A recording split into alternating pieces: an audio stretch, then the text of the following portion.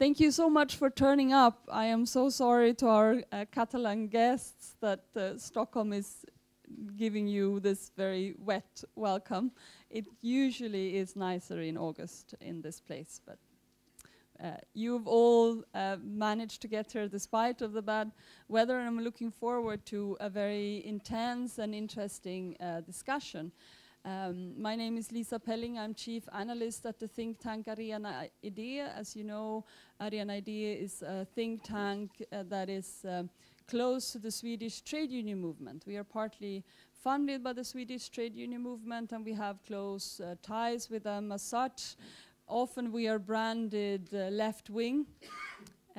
We have, though, funding from all parts of the Swedish trade union movement, from the blue-collar as well as the white-collar unions, from TCO, SACO, and from the LO. But me, myself, as a left-leaning person, I find it difficult to deal with issues of nationalism.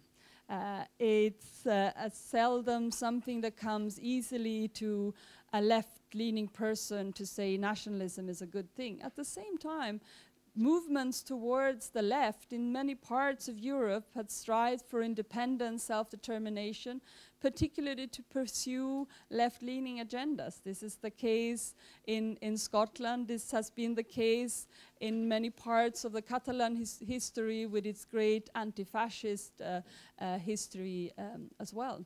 So it's a topic that definitely needs to be discussed, needs to be treated by us. At this seminar, we will focus on the process towards greater self-determination, maybe even independence of Catalonia, of the Catalan region. But we will do that by broadening the perspective to the implications for other similar processes and for the European Union as it is in itself. Is this regionalization the way forward when it comes to revitalizing, renewing European democracy?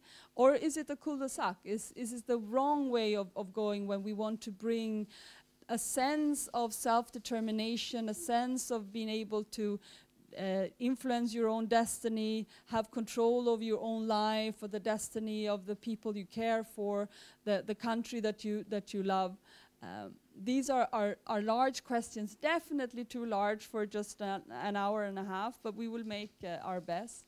We have 3 invited speakers, and I will just now give the floor to our keynote speaker, and then we'll have 2 commentators after that.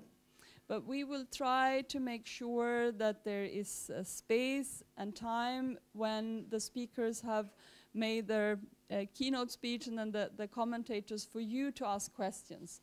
That's your privilege as people who have come here to attend here today, that you could actually bring in your questions and your comments to the debate. I want to remind you, however, when we come to the question and answer session, that everyone needs to use a microphone, because, as I said before, we are live streaming this event, and there will be people listening and following it live.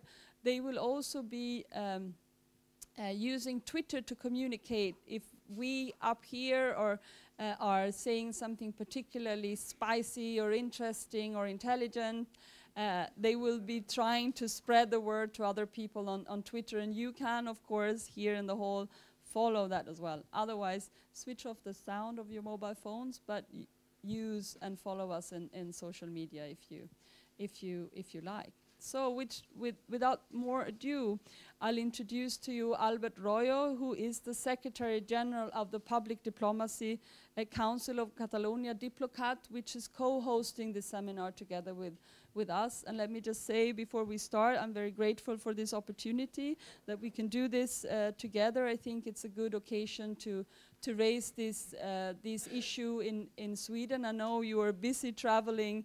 You were yesterday in Copenhagen, and I know you have made a Nordic tour this summer to the different democratic meeting places such as Almedalen and Bornholm Festival in Denmark. And we are definitely happy to host these kind of events, and that's we find that's an important part of our mission. You have served before, you had this position as Secretary of Foreign Cooperation and Secretary of Foreign Affairs at the government of Catalonia up until 2007, and before that I understood you worked for the European Commission with press and communication issues. You are a political scientist, but you also have a master's degree in applied economic analysis, and has worked also, I understood, as a kind of an activist for the Catalonian case in many aspects and during many, many years. Please, Albert, the floor is yours for a keynote speech. Thank you, Lisa. Can you hear me? And I would like to start by thanking Arena ID for hosting this event and co-organizing this event together with Itocat. Let me offer you some information about what the Public Diplomacy Council is.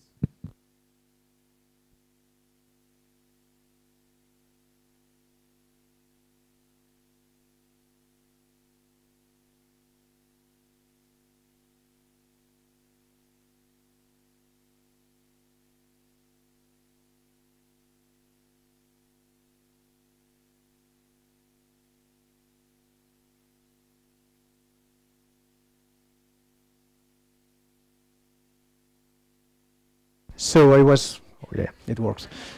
I was presenting the institution, the Public Diplomacy Council. This is a public-private partnership composed of some 40 institutions from Catalonia, namely the government of Catalonia, the Barcelona City Council, the 4 provinces, all the universities, chambers of commerce, the main trade unions and employers associations, and even FC Barcelona is a member of this partnership. And we work together in order to create bridges between our society and our institutions and those of the rest of the world and those of the rest of Europe.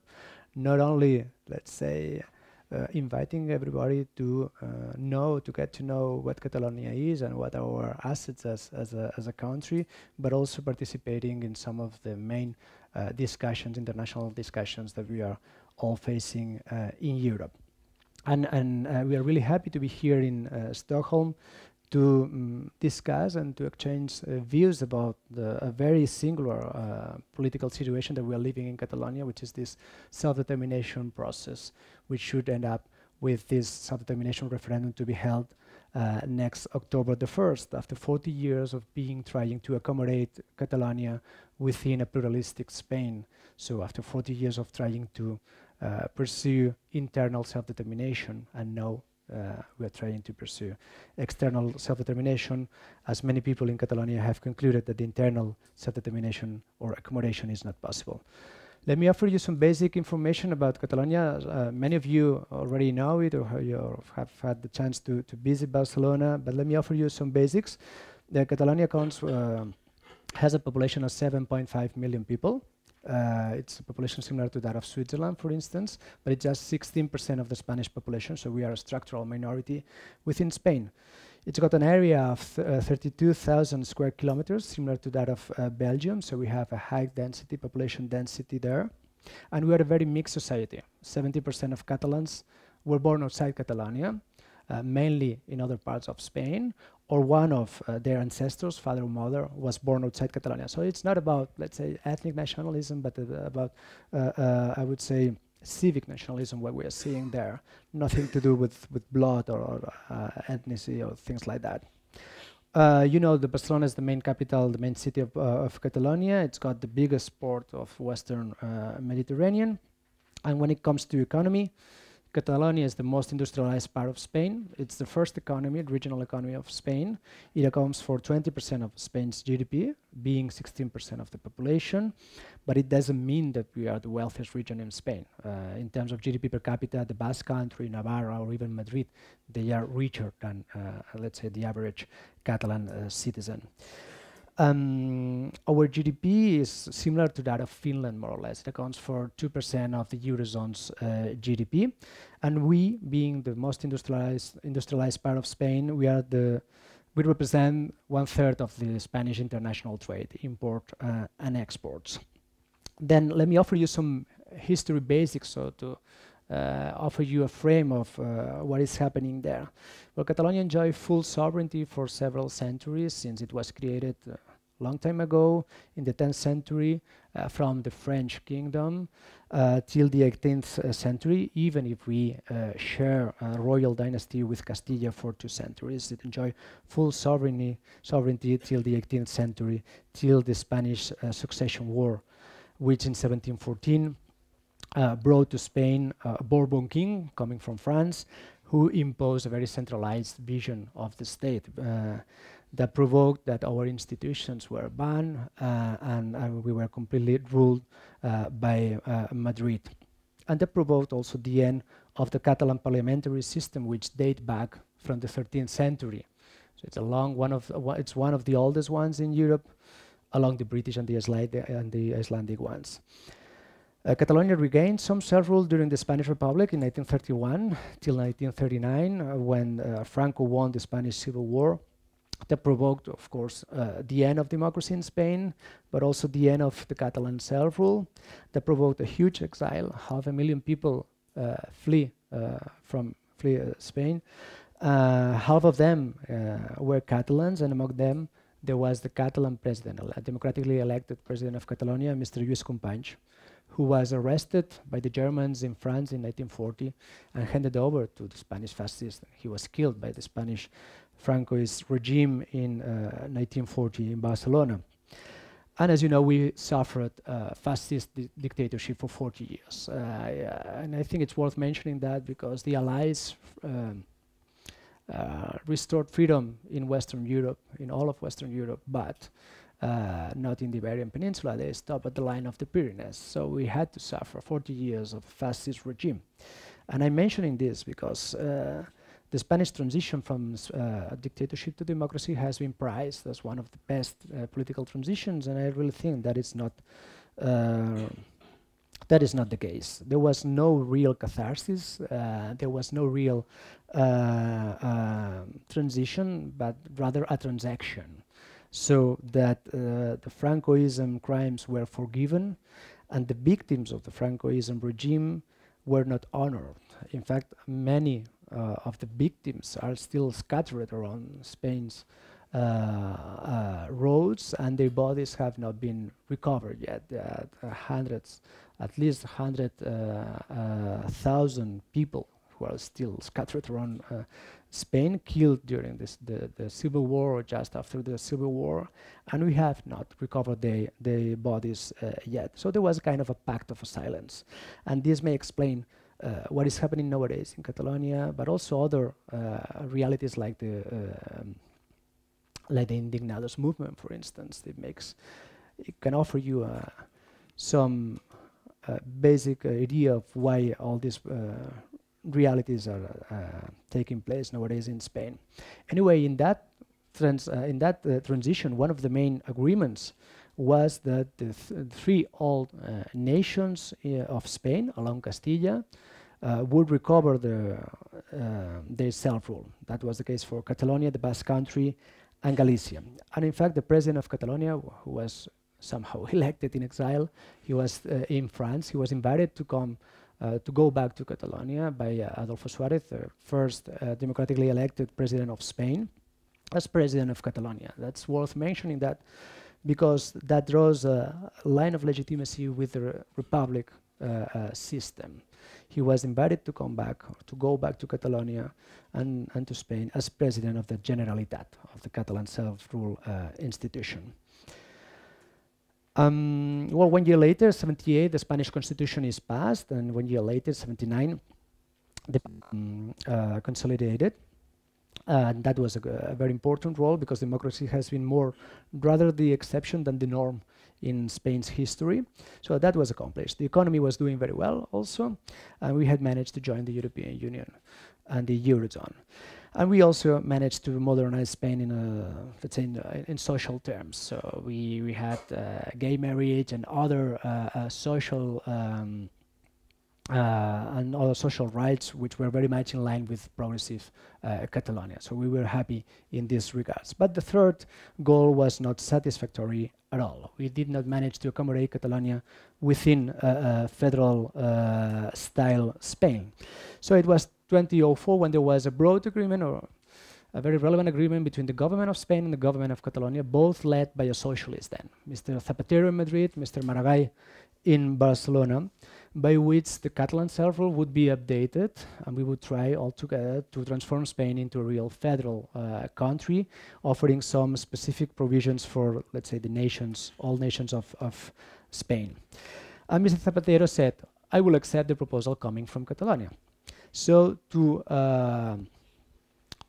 approve a new statute of autonomy, a new agreement between Catalonia and Spain, we had to follow the constitutional procedure, by which that basic law, that is a basic Spanish law, has to be approved by the Catalan parliament, then by the Spanish parliament, and finally confirmed by the people of Catalonia in a referendum. That's what we did.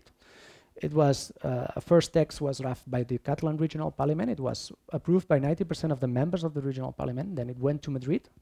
It was discussed in the two chambers, in the Senate and in the Congress, and it was watered down, I have to say. So in this regards, in this sense, Mr. Zapatero did not honor his word, but eventually it got approved, and the resulting text, even if that was not that ambitious, to put it, that was approved by the people in a referendum in the year 2006. And once that law was signed by the King of Spain, it came into force in the year 2006. What happened then? Well, then we have to talk about the People's Party and Mr. Rajoy's party. He was then in the opposition. He was already the leader of the People's Party of Spain. And the People's Party decided to, first of all, to start a very responsible campaign against Catalonia's self-rule. They managed to gather 4 million signatures against that law in the rest of Spain. And please come and sign against Catalonia's self-rule. And secondly, the People's Party challenged the text before the Spanish Constitutional Court.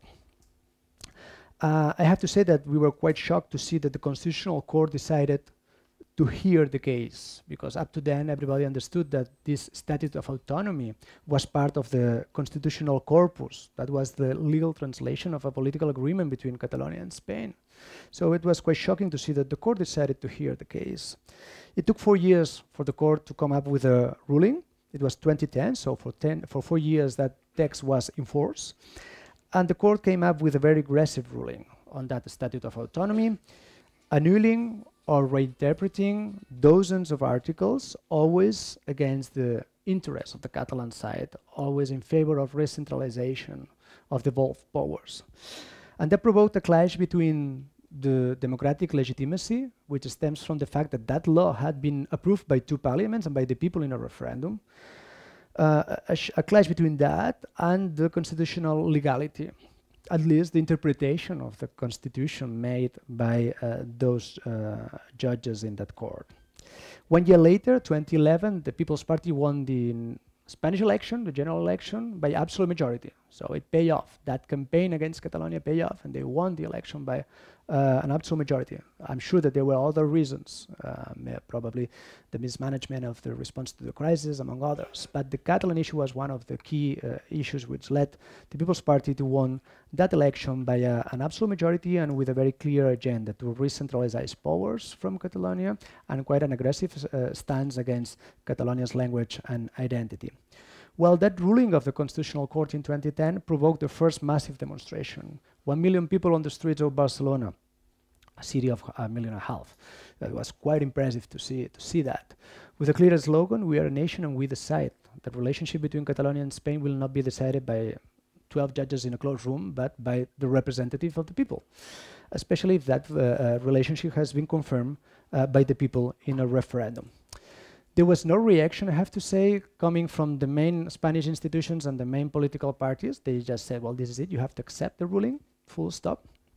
And that provoked that the mood among Catalan citizens evolved from, let's say, traditionally federalist stance, willing to accommodate Catalonia within Spain, towards a clear pro-independence stance. And since then, we have seen yearly massive demonstrations in Barcelona or in Catalonia with 1 million, 1.5 million, or even 2 million people on the streets.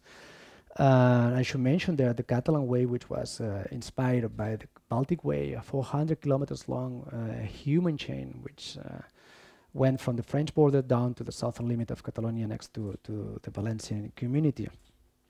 So there were massive and peaceful demonstrations. There have been massive and peaceful demonstrations since then. I have to say that not a single window has been broken in any of these demonstrations, even if they were so massive. Since then, we have seen trials coming from the main political parties in Catalonia and institutions to, let's say, to find an internal self-determination and a way to accommodate Catalonia within Spain, a pluralistic Spain. But after the court ruling, we understood that the autonomy was void, was empty of content. Let me offer you some 2 or 3 examples. Since 2010, every time that the Catalan parliament passes a law, if that law is not in line with the political stance of the central government, it's automatically challenged before the court and automatically suspended. That was the case of the law banning bullfighting. That was approved by the Catalan parliament, and it was automatically challenged before the court by the central government, and the court suspended that. That was the case of the law against energetic poverty.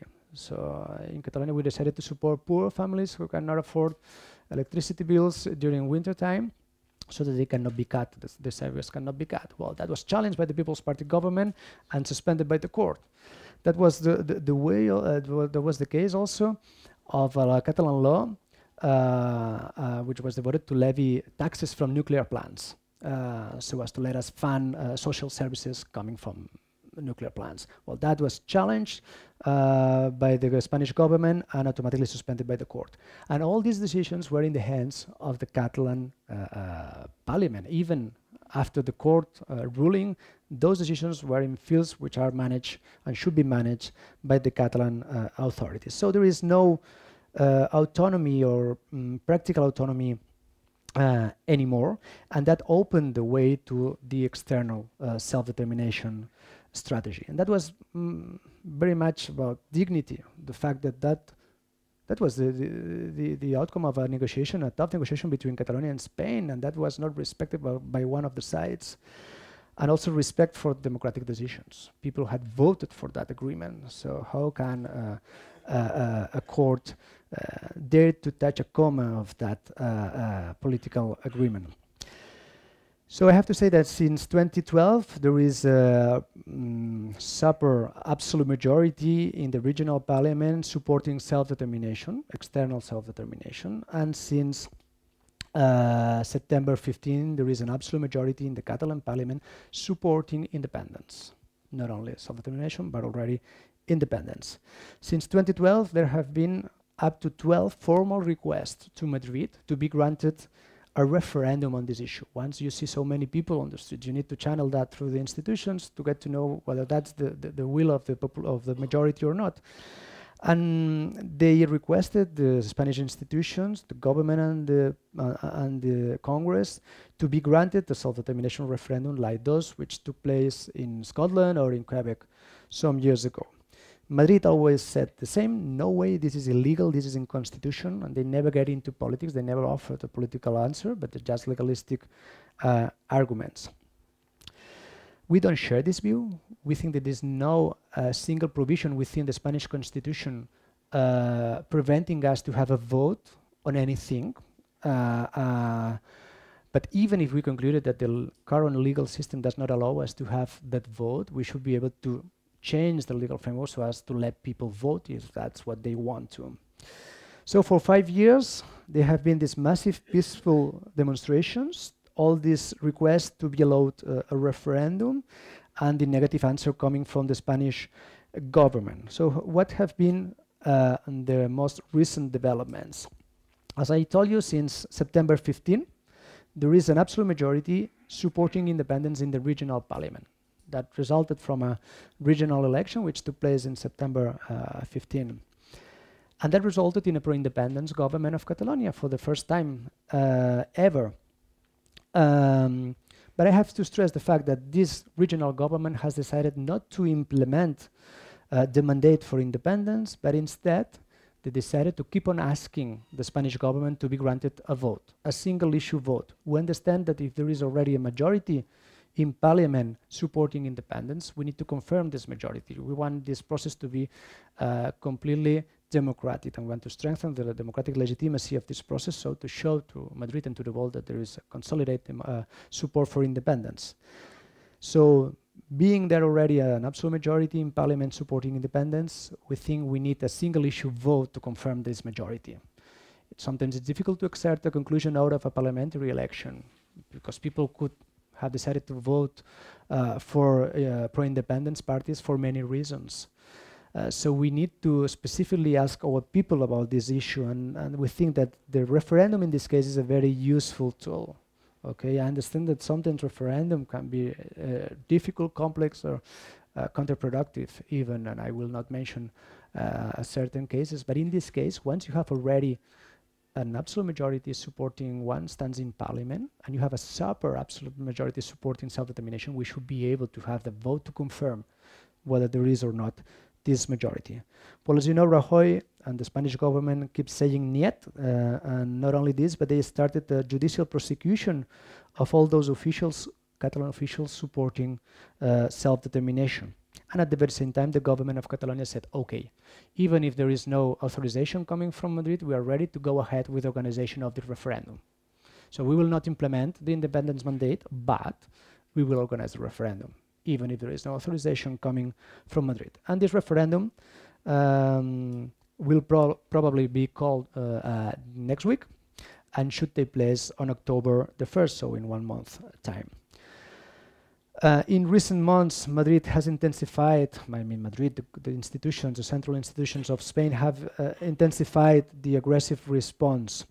There are up to 400 open judicial cases against elected officials in Catalonia for their support for the self-determination or independence. And just to mention some of them, the Speaker of the Catalan Parliament and 5 out of 7 members of the Presidency Board of the Parliament, they've been persecuted because they granted a discussion, a debate in the Parliament about self-determination, just for accepting a discussion, a debate in the Parliament. And they are all facing criminal charges for that. We have also the example of former President of Catalonia, Artur Mas, who was one of the organizers of a, let's say, informal vote on independence, which took place 3 years ago in 2014. That would have no legal consequences, and everybody accepted that, but that would be a way to show to Madrid that people wanted to vote. And in fact, 2.5 million people turn out to vote yes or no, but they turn out. That was a way to show to Madrid that people wanted to vote. And because of that, he and 3 members of his cabinet were persecuted. They were judged this year and sentenced and barred from office for 2 years because of that. And not only this, but they may be facing a second legal process, this time led by the Court of Auditors, because they could be forced to pay back with their money or even with their properties all the public, funds used to organize that informal vote of 2014. Apart from that, dozens of municipal councillors are being persecuted for showing one way or another their support for self-determination or for independence. And the whole Catalan government and those members of the regional parliament supporting the referendum have been notified by the court that if they ever participate in a decision which leads to the organization of this referendum, they could be also prosecuted. And let me also mention the fact that recently the Spanish Parliament has reformed the Spanish constitutional law, the Spanish Constitutional Court law, and now the court can bar from office any official who, according to their criteria, is not fully respecting the rulings of the Constitutional Court. So the Constitutional Court can bar from office directly without a trial any official, democratically elected official, if they consider that he or she is not respecting the rulings of the Constitutional Court, something which is quite shocking, and we don't see many precedents of that in Europe at least. So, to conclude, we live in a democratic country, and even if democracy has been, as I said, more an exception than the rule in Spain history, we understand that nowadays, and being part of the European Union, Spain is a consolidated democracy. But I have to admit that we start having serious doubts about that. the democratic world have seen how similar cases have been managed. No need to invent the wheel again.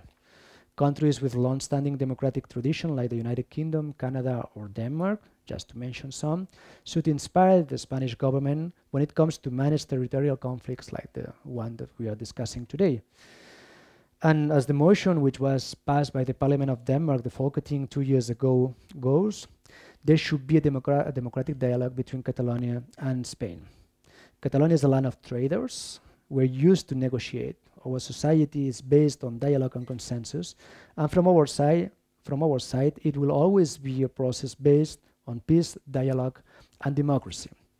But we are convinced that the exercise of democracy can never be considered illegal.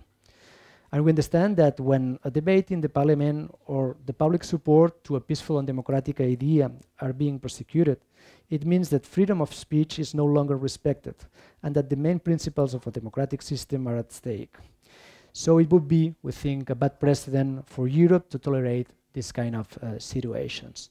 And last but not least, I think that we all as Democrats should avoid the paradox that those countries which obtain independence through a violent conflict, and don't make me mention which ones, are welcomed by the international community, whilst a country which wants to exercise peacefully and democratically the right to self-determination is systematically ignored or even politically or legally blocked by to exercise this right.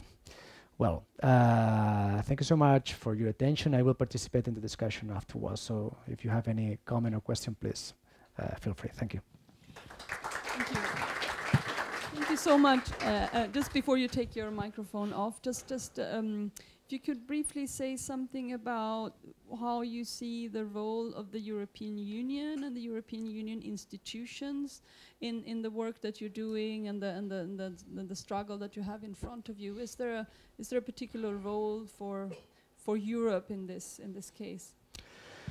Well, I really think that the European institutions should start reacting when these basic rights are at stake, when the reaction of state is putting at risk the main principles of the EU building process, be it democratic rights, civil rights, freedom of speech, and so on. It's then when we would expect the EU institutions to start reacting. It's quite shocking to see that the European Commission, for instance, is ready to start prosecuting or opening an infringement procedure against Hungary and Poland, and does not even dare to say a word about what is happening in Spain. I'm not asking to start an infringement proceeding against Spain, but at least the European Commission has a very powerful tool, which is the blame and shame tool, to raise the hand and say, listen, you're not being consistent with the basic rights, basic principles enshrined in the EU treaties. So we would expect the EU and the European Commission to be a bit more brave, and not only to start reacting to what is happening to Poland or Hungary, but also to be able to react on what is happening in one of the most powerful states of the EU, which is Spain. Thanks a lot. I'm sure we will come back to these things during the sessions of comments now and of the debate as well. So thank you so much. We will do a little bit of a technical switch. I will take your microphone and I will give this microphone to the two commentators. Can I ask you to come up here and join me?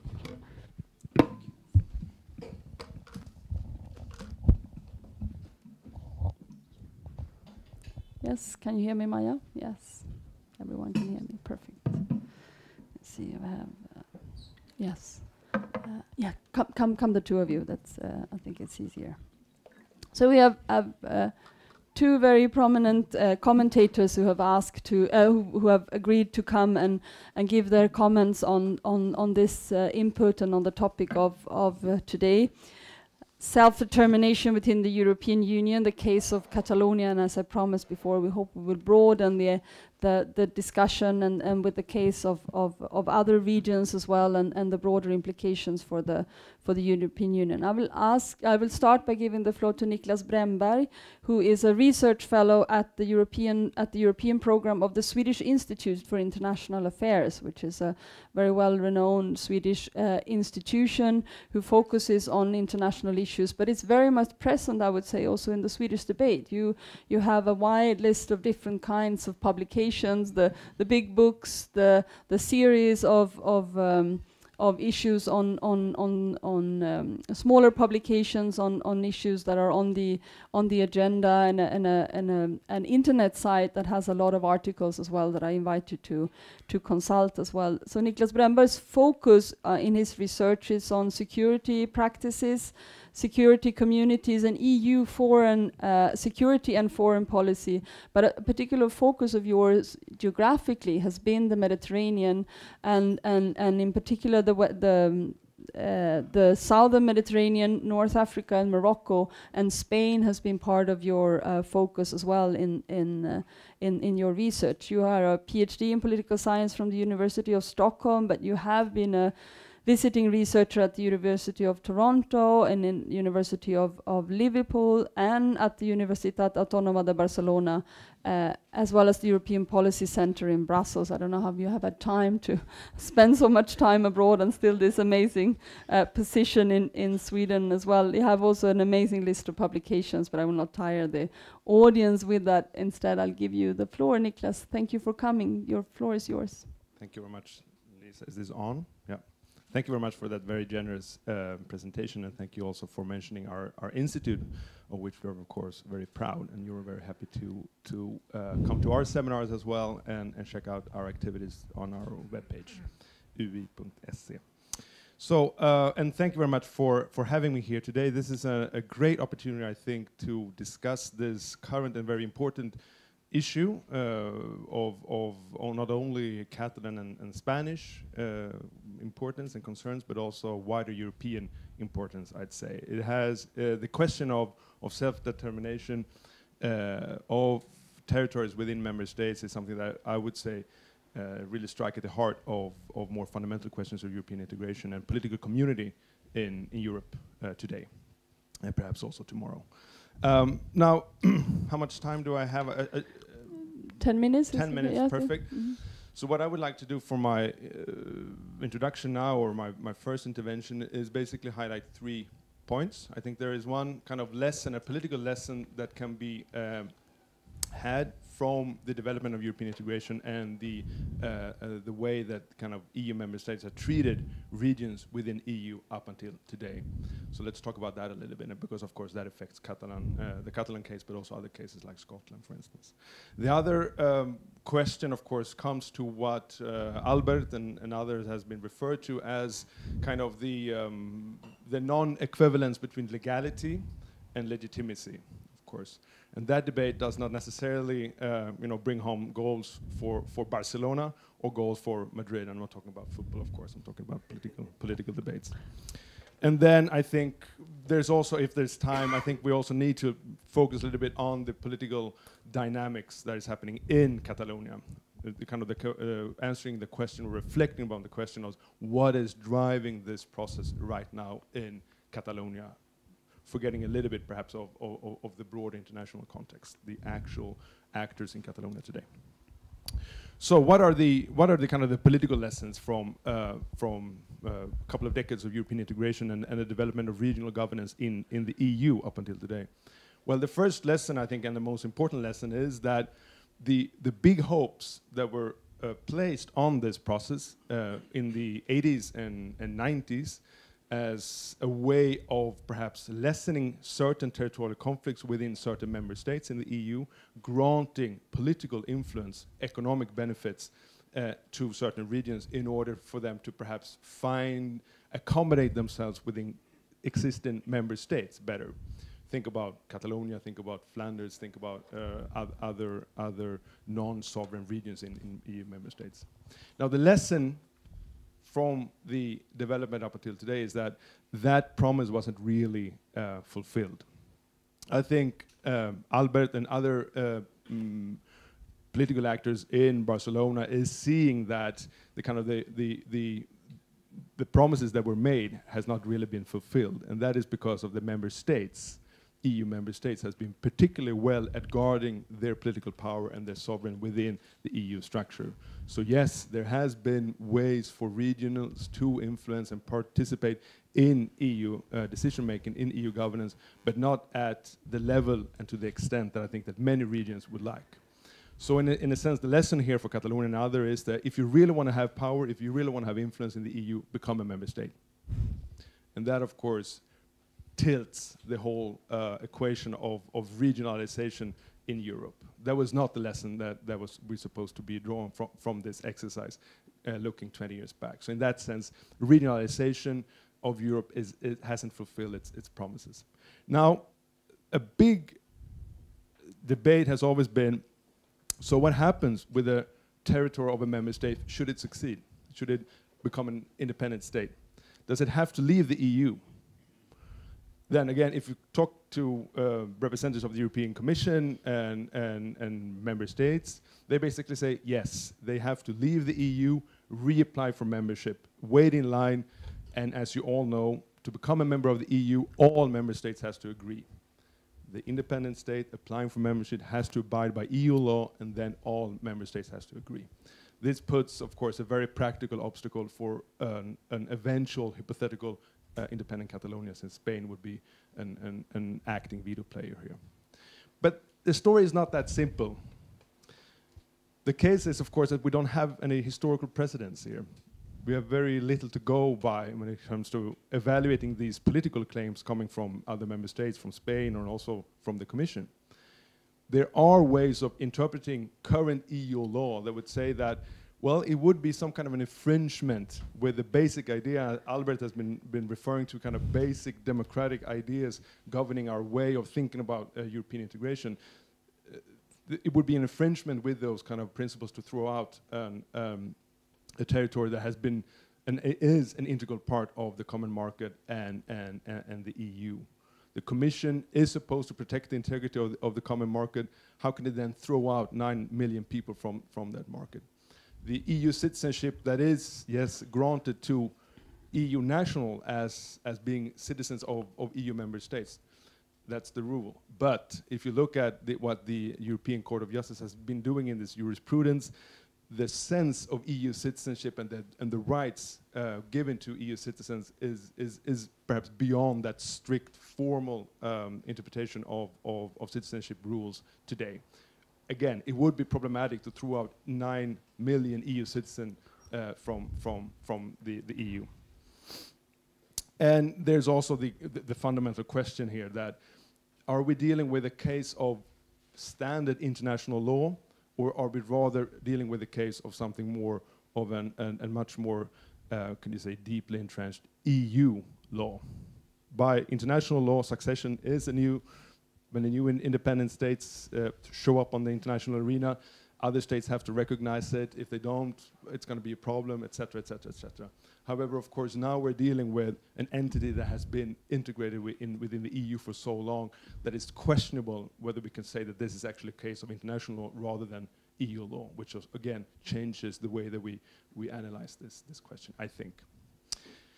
Now, thus far, I think Barcelona has scored more goals than Madrid, perhaps, in this particular talk.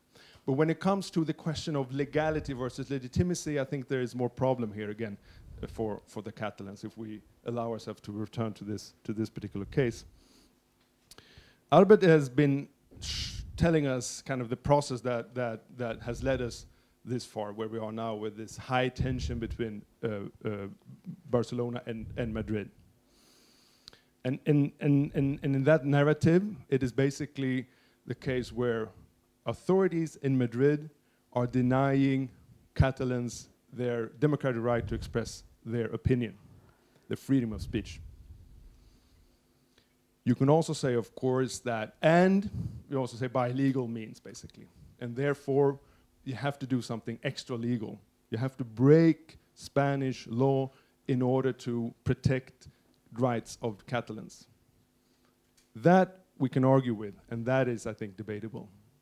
You can, of course, also say that what is needed is to change the Spanish constitution in order to federalize Spain or grant this right to Catalonia. This is a political issue, obviously.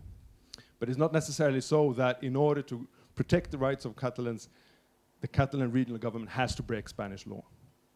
And in doing this, I think they're placing themselves beyond kind of on political terms, they're placing themselves beyond what is acceptable to a lot of EU member states in order to support them.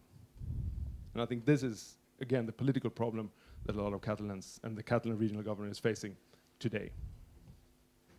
We have also seen that the way, and as Albert also has mentioned, the law that are supposed to give legal space for the referendum hasn't been passed yet, perhaps next week. And in tandem to that law, we're also waiting for the law of transition or transitional justice to be passed by either the Catalan government or the Catalan regional parliament. Now, these two laws, again, can be said to kind of, again, complicate the matters. There is, on the one hand, you could say that everyone should wait until the referendum is held in order to then talk about what kind of laws would then, or judicial framework should basically be applied to an eventual independent Catalonia.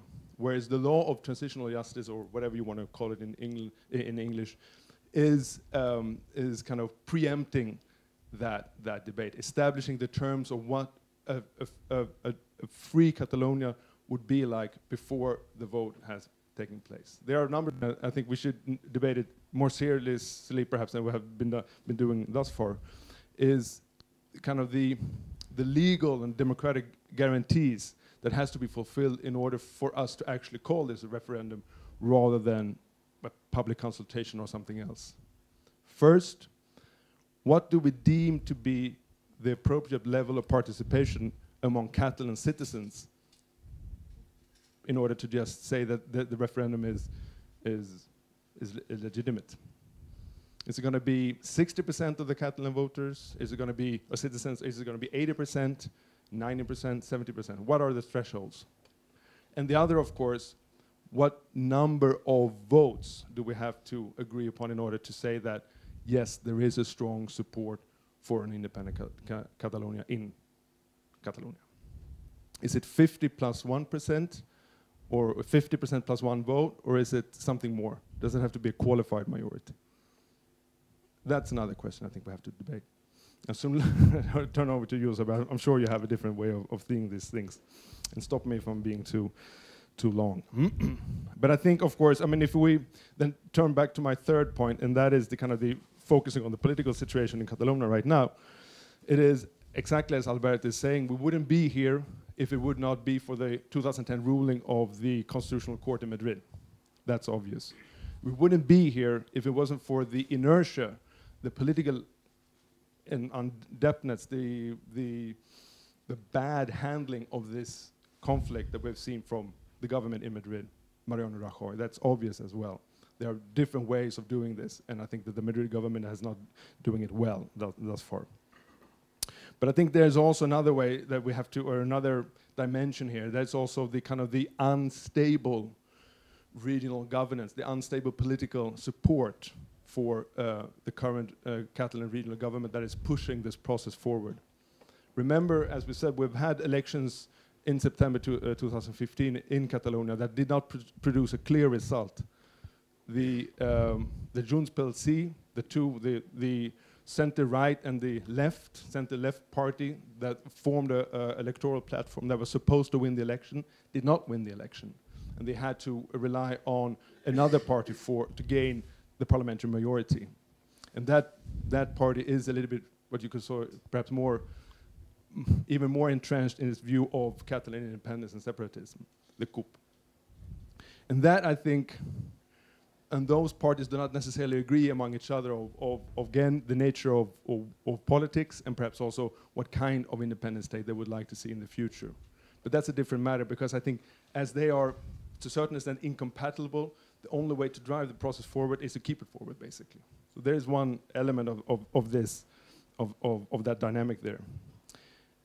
And there might also, you could say, that there is, in the back, the struggle for political hegemony in Catalonia. We've seen, as in Spain, the Partido Popular has suffering from huge corruption scandals in the past, but so has part of the Catalan establishment. Jordi Pujol, who was the big political figure in Catalonia in the 80s and 90s, is also accused of big corruption scandals. And of course, in the light of that, the center right in Catalonia needs to invent itself in a new project, and perhaps changing from a more moderate stance on self-governance to this more perhaps outspoken in favor of independence. And that, I guess, also is something, at least from an external view, makes you a little bit hesitant as to how you should assess the support for independence in Catalonia at this moment. I think that is also something we need to debate further. Thank you very much. Thanks a lot, Niklas. We will have time to come back. Let me ask a question on the last thing that you said on the possibility that the popular opinion, the popular willingness to go on with further self-determination, even independence, that might not be so stable. Many people were analyzing when the terrible terrorist attack struck Barcelona last week, that this might influence the popular mood in Barcelona and in Catalonia towards independence as well. Would you say that that's the case? I think it's perhaps too early to tell, actually, how this is affected. The dynamic, it will have some kind of effect, I'm sure. Whether it's going to be for increased support or not, that's, I think it's too early to tell. But I mean it's, well, let's just say like this, that these tragic events that I think all of us are sympathizing with and with the victims, with, of course, it didn't take too long for actors in Spain and in Catalonia to kind of politicize the aftermath of these events as well. So I mean, it's thus far that's yes. The only thing we can say, I think. Yeah. Okay. Thank you so much. We will now go on to Josep Costa. You are Associate Professor at the Department of Political and Social Sciences at the University of Pompeu Fabra in Barcelona. You have also been a visiting researcher at the University of Stanford in the US and at Queen's University in Canada. And I've understood as well at the University of Edinburgh in Scotland. You focus in the area of political theory, but you also have focused in law and legal issues, and your research has focused on these issues of independence nationalist and how to accommodate nationalism within the European Union. Please, the floor is yours. Okay, thank you for the invitation. It's a pleasure to be here and share with you some of my concerns and some of my research on these issues from a long time ago. Okay, I had three challenges that I wanted to discuss, so in line with my colleague here. And one of the challenges is pretty much the same. I will reduce the comment on that challenge because he already discussed it, which is everything related to the European Union and European law. I think that the initial presentation by Mr. Royo was quite far-reaching in terms of explaining what's going on in Catalonia and why the situation is how it is in 2017, and I would use the same time frame. And inside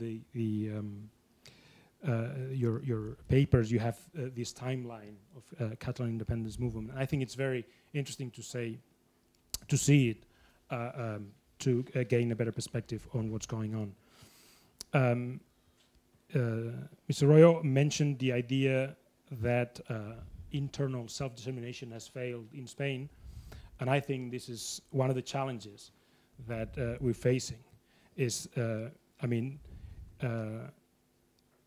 in the 60s, mostly everybody in the international community and international lawyers would agree that self-determination was a problem with the colonial peoples and foreign subjugation of peoples. Then came a new era, I think, in international law, when the right to self-determination was broadened or was understood to be a universal right, and that there were only different ways of exercising this. And that's the origin of the distinction between internal self-determination and external self-determination. Internal self-determination being the idea that peoples within states should have the ability to choose their own political status within existing borders as far as possible, and that provided that this internal self-determination was possible and granted to the people, there was no room for external self-determination, that is, secession, was available, right? So I think we're in uncharted territory here. We have no precedence of a people in a democratic context, in a democratic country, is claiming the right to self-determination to secede, is basically denouncing the failure of internal self-determination in a democratic context and saying that this should allow these people to secede, to exercise external self-determination. There are no precedents. And there are other precedents of secessionist movements in the West. We have Scotland, we have Quebec, we have strong secessionist parties in Belgium, etc. But we don't have a precedent where this has not been managed internally in a more positive way, in a way that worked effectively, right? So we do have, and Mr. Roy explained it very well, many attempts of internal self-determination and many failures. So there is no legal way, there is no internal way within the Spanish Constitution to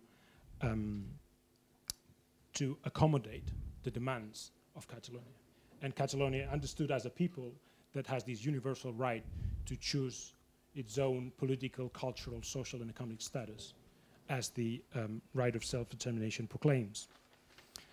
And there is one issue that I wanted to stress, and is that of legality and legitimacy.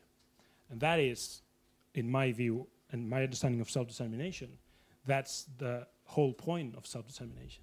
The right of self-determination is what links legitimacy and legality, is what turns democratic will into law in the international arena, right? So there is something, neither in Canada, nor in Scotland, in the UK, there was a breach of legality and legitimacy, as it has happened in Spain.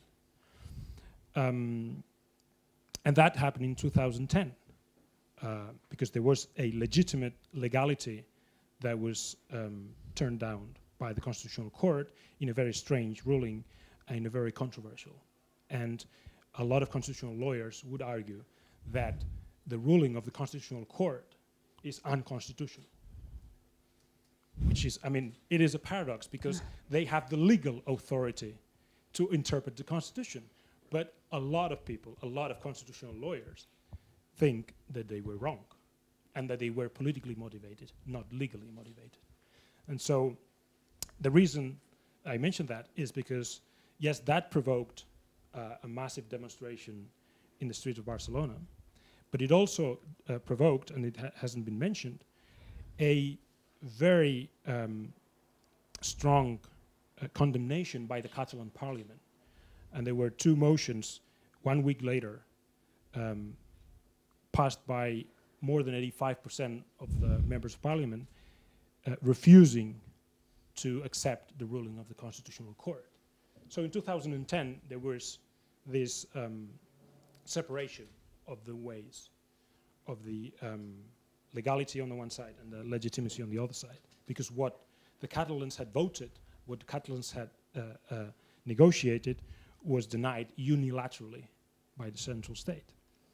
So there's this entitle the Catalans to invoke self-determination and secede on that basis.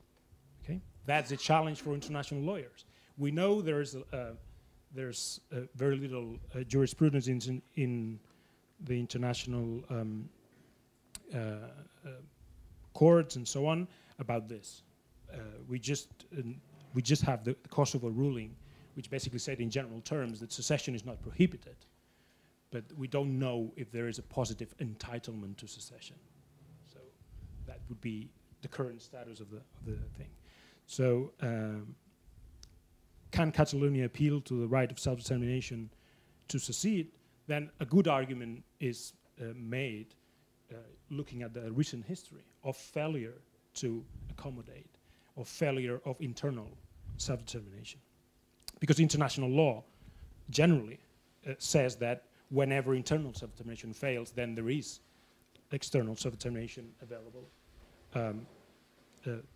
in certain ways.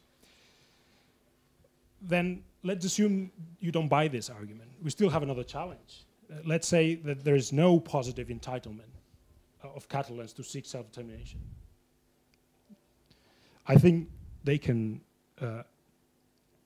claim to have this entitlement, but let's say that we don't agree with that. Then we still have a problem. And the other problem is being that the secessionist movement in Catalonia think they have this right and are positively pursuing secession, whether the Spanish government or the Spanish institutions and the international European institutions like it or not. Catalans are pursuing secession. So what do we do in this situation, right? Are we supposed to allow to keep states united by force, right? Is the use of force now allowed to keep states together? This is not in international law either, all right? So in territorial integrity, which is the confronting principle here in international law, would say that other states should not interfere in internal domestic affairs of states. But in international law, we basically agree that territorial integrity regulates the relationship between states, and it does not protect in an unlimited way the unity of existing states against their own population, because we understand that international law proclaims the idea that human rights and self-determination of peoples provide for democratic governance. So there is somehow this principle of consent, right? That the consent of the people is a founding principle of democracy. And so we really don't have any legal argument to say that people can be governed against their will. Right? So how can you suppress the popular will? How can you suppress democratic mobilization for secession or for anything else, for that matter, by force? What's the basis for that? We don't have that basis. And I think this is I used to call this, in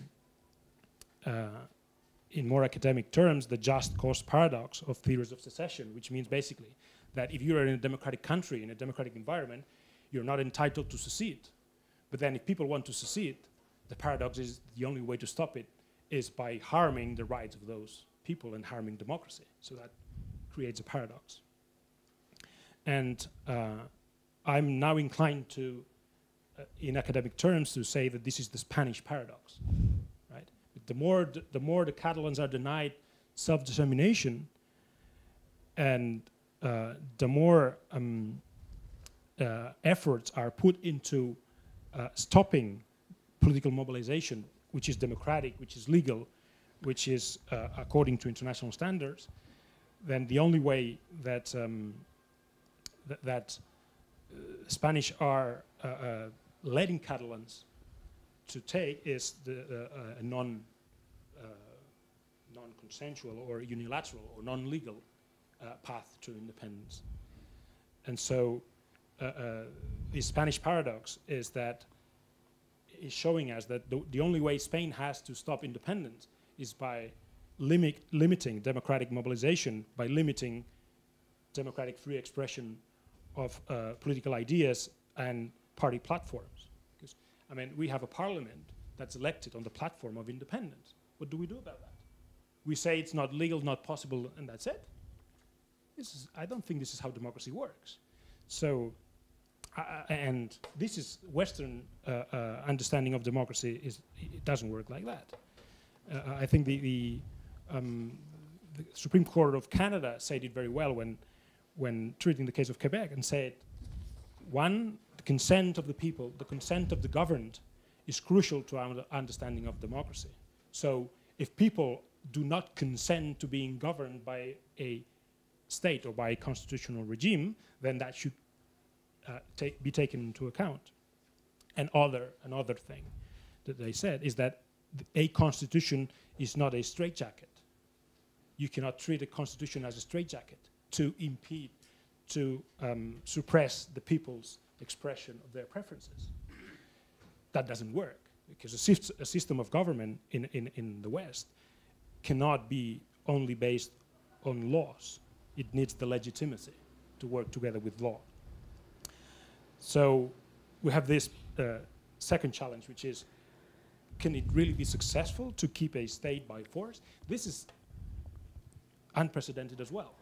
I don't know of the cases that I've studied that are comparable, saying post-World War II, within democratic countries, there's been no secession attempt that has been stopped by force, right? So we don't have a lot of secessionist movements that are successful, but we don't have states that are successful at suppressing secessionist movements in a democratic context. So we do have an unprecedented situation in the way Spain is managing this. And then finally, and I'm almost done, with the European Union,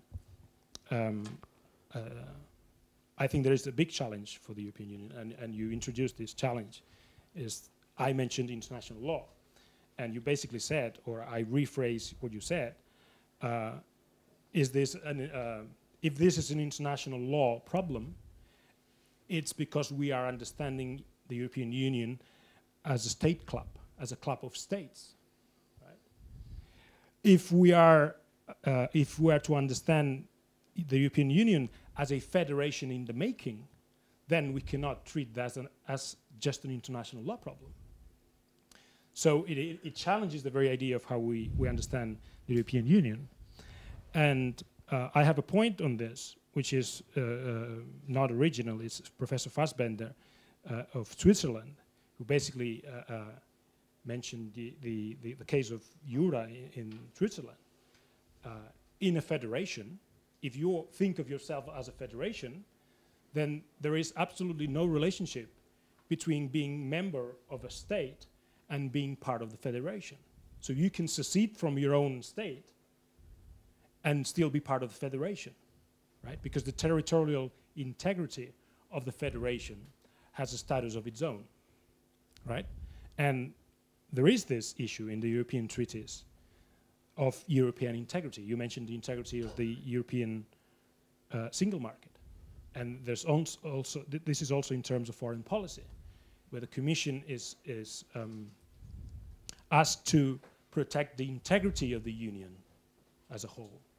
So if the Commission is asked to preserve the integrity of the Union, is it just by the fact that some European citizens that are recognized legally to have that status of European citizens are going to be denied those rights of citizenship just because they dispute the internal borders within the Union?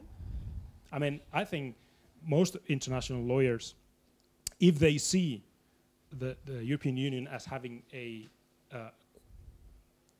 quasi-federal status, should not embrace the idea that a secession within a European state should mean that the treaties no longer apply there, because the citizens of that territory do have their own rights as European citizens, and not only as Spanish citizens.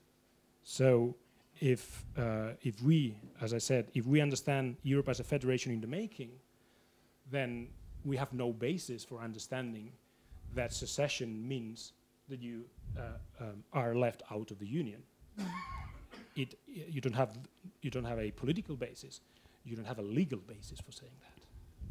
And I think whatever the Commission says the European Court of Justice might think otherwise. And that's my 3 points for today. Thank you. Wow, thank you so much, Joseph. I see that we will have, there is a lot of things here that needs further analysis and further debate and discussion as well. These issues, I think you have illustrated very well, are extremely complex, and as you said as well, uncharted territory. We have never gone down this way before. And there's also, of course, the aspect that I'd like to return to, what Niklas said, that the fact that we are here having this discussion now with a possible referendum coming up is the bad handling of the situation possibly by the government in Madrid. So there is a parallel possibility here as well, that a different government in Madrid with a different setting, with different intents, with different policies, would also change the situation and maybe change the position of the people of Catalonia and their position towards independence. What is the point of independence? What is the substance of the change that you would like to see? Could you achieve that kind of change in your daily life, in your possibility to study, to work, to have influence on things that are important to you also within Spain? And all these matters also, of course, are influenced by what kind of citizenship you have as a European Union member. Maybe being a member of this or that state, it will not be so important, will dwindle with importance with time as well. Something that then unfortunately the inhabitants of Northern Ireland are now realizing this is nothing that they could take for granted, that the status of being a UK citizen or an Irish citizen for a number of years has not been very relevant, and they've moved freely across the border, and then suddenly one of the states that they feel attached to decides to leave the European Union. There is a lot of fruit for further debate. We'll take 2 or 3 questions now. I can take all the questions maybe in a row, and then I'll ask as well you to come up with us as well, Albert, to try answer them. So we have green shirt and pink shirt and blue shirt. Yes, in green. Yes.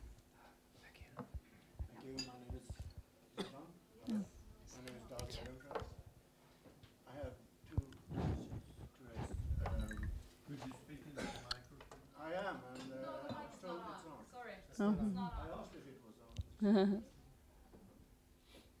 Further up. You can take this one,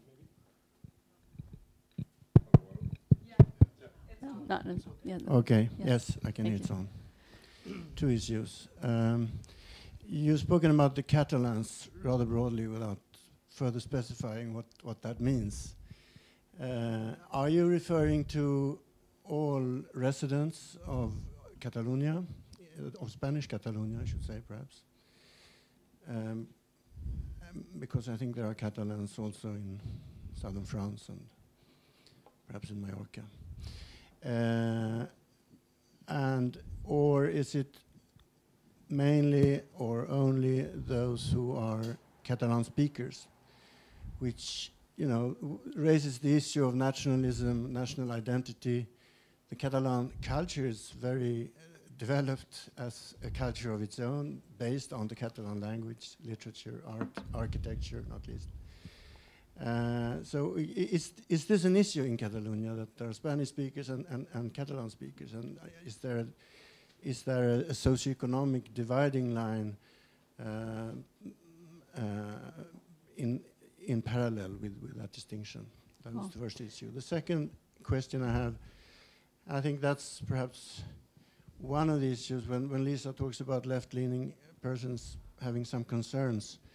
One of those concerns, I think, is that Catalonia is, if not the richest, at least one of at least it has, as we heard, an income per capita which is quite far above the average in Spain, and certainly way above southern Spain, the poorest parts of Spain. So does that raise an issue of solidarity? Is this a way of not contributing as much to the poorer members or parts of Spain? I mean, this is a difference, I think, between Catalonian case and that of, say, Breton in France and Scotland, and perhaps the Flemish in Belgium. Thanks a lot. You take notes, right? We'd have all the answers at once, so please, a participant in pink. Johan. Okay. My name is Johan Rudström. I want to ask about a comparison from this referendum to 3 years ago. What are the differences, do you think, this time in terms of the chance that Spain will behave the same, and that Catalonia will obey the rule from Spain in 1st October, if that's going to happen? Yes. Thanks a lot. And Ellis here, first row. Yes, Ellis Wallner, just very quickly, you've mentioned external examples of Flanders and Scotland and Quebec. What about within Spain and other movements for greater autonomy? And you said that there was no example of force being used, but what about the Basque Country? Is that not an example of force being used to retain them within the country? Thanks a lot. So I'll ask you to pick and choose a little bit. Maybe we'll start in this direction and go there. We'll finish with Niklas. Yes. Okay. May I answer to one of the comments that you? Yes, that of you course. Well, in fact, there are two comments I would like to comment on.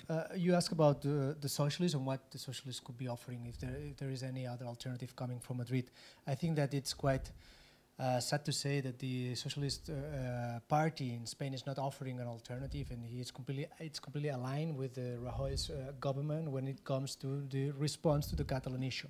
And it's a pity, it's a contrast with what happened in the early 80s and late 70s of last century, and it may explain why many federalists who in Catalonia usually supported the Socialist Party have now shifted towards leftist pro-independence parties, because the Spanish Socialist Party is not offering anything different from that which is being proposed or implemented by the People's Party in both territorial issues and I would say also in social issues and economic issues.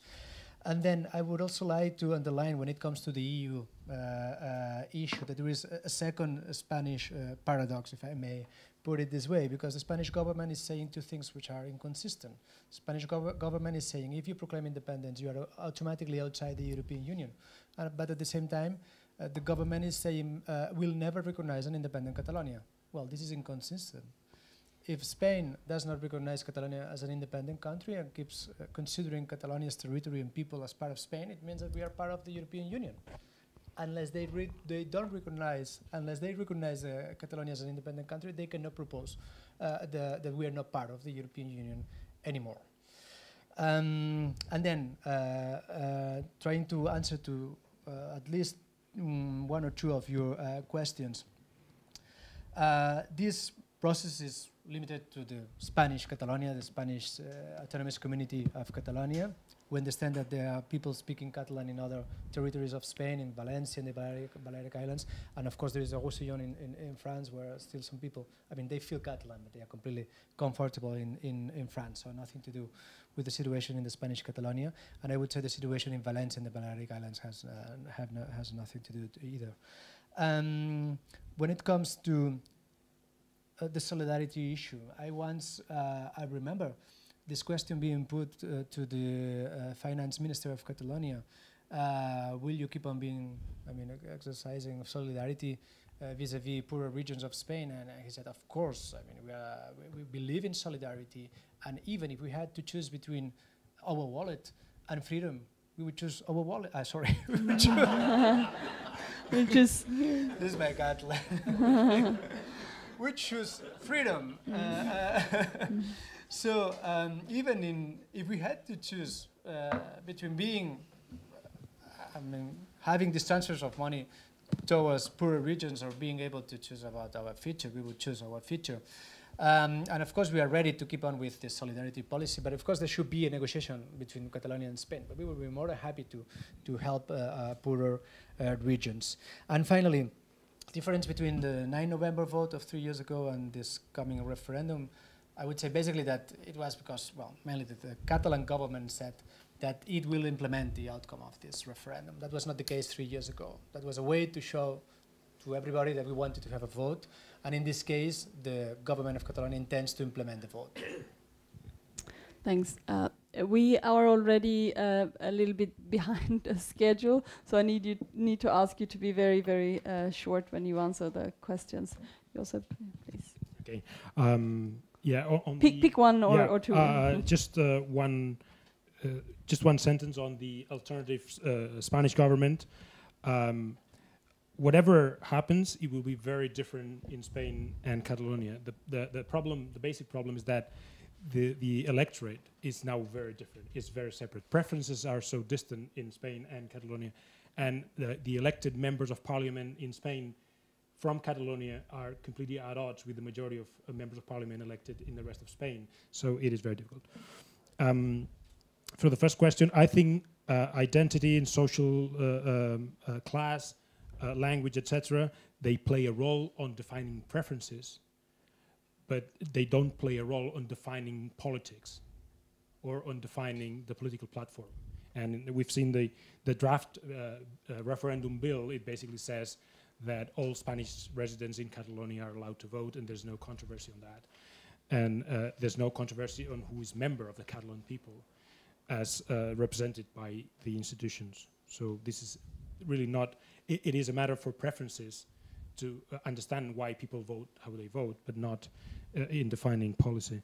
And I think with the differences with the 2014, I think the Catalan government in 2014 was convinced that they were operating within the law and within the constitutional framework, and that at no point they had any intention of acting otherwise. And their prosecution was never foreseen before the vote. Their criminal prosecution happened afterwards.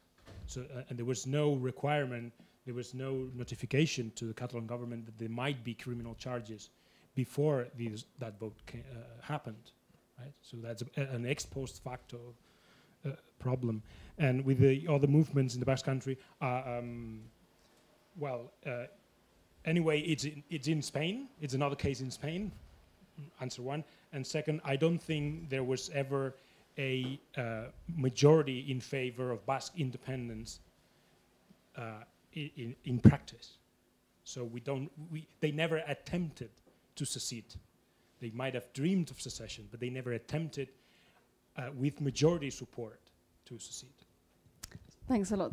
Niklas, for a last short comment. Yeah, super brief then. Yes, I mean, please. I think you're right, Josep, in the sense that there's a way that you can say that social class, identity, and socio-economic status is actually linked to kind of being Catalan speaker or not in Catalonia. There are studies that would suggest that much. However, of course, we could be agnostic in terms of what political effect this had. It would be strange if it hadn't had more kind of political effects than what you're suggesting, Josep. But I think there is that we can be debated at least. But it's there. It's definitely an issue. In terms of what's new this time with the referendum, you could say it's not much. Could we expect a different outcome from this referendum or consultation of what we had the last time a couple of years ago? One answer would be no. No change basically. But however, of course, that needs to be qualified because the political tension now and the kind of the people are tying their hands and their political future to this particular project to much greater extent in Catalonia today than we saw a couple of years ago. So that would be a different kind of sector. The stakes are higher this time, and that affects, I think, the game a bit. Wow, we just started, right?